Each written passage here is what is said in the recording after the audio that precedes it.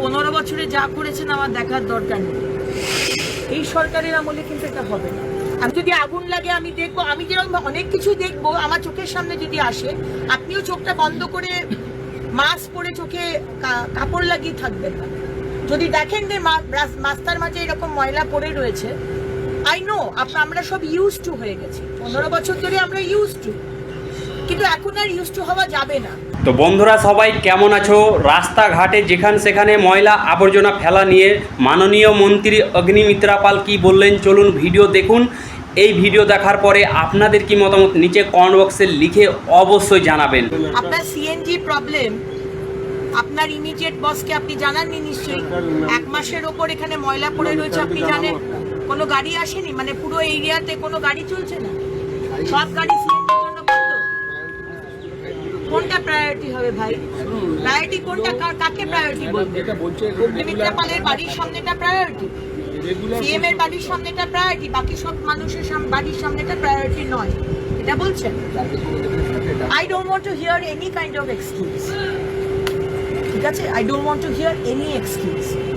এবং ম্যাডাম যিনি এখানে রয়েছেন পাম্প হাউসে, ম্যাডাম আপনারও দেখার কথা। ম্যাডাম কোথায়? ম্যাডাম আপনারও দেখার কথা, চোখ বন্ধ করে থাকবেন না। আপনার পাম্প হাউসের পাশে যদি এই ময়লা পড়েছে, আপনি you also take the initiative না? এটা আপনি তো জানেন, আপনি সরকারি কাজ করছেন, তাকে জানিয়ে দিন। যে পুলিশ রয়েছে, আপনি এখানে ইনচার্জ কে আছেন, এখানে আসুন। পুলিশের কাজটা করা ছাড়া না বাকি কাজগুলো কিন্তু আপনাকে দেখতে হবে। আমি যদি কোনো মেয়ে অত্যাচার হয় আমি দেখব, কেউ যদি জল না পায় আমি দেখব, কারোর যদি আগুন লাগে আমি দেখব। আমি যেরকম অনেক কিছু দেখবো আমার চোখের সামনে যদি আসে, আপনিও চোখটা বন্ধ করে মাস্ক পরে চোখে কাপড় লাগিয়ে থাকবেন না।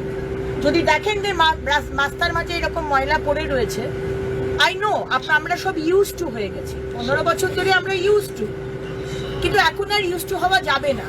আমি কিন্তু রাস্তায় দাঁড়িয়ে I will make an issue যে কেন ময়লাটা তোলা হয়নি।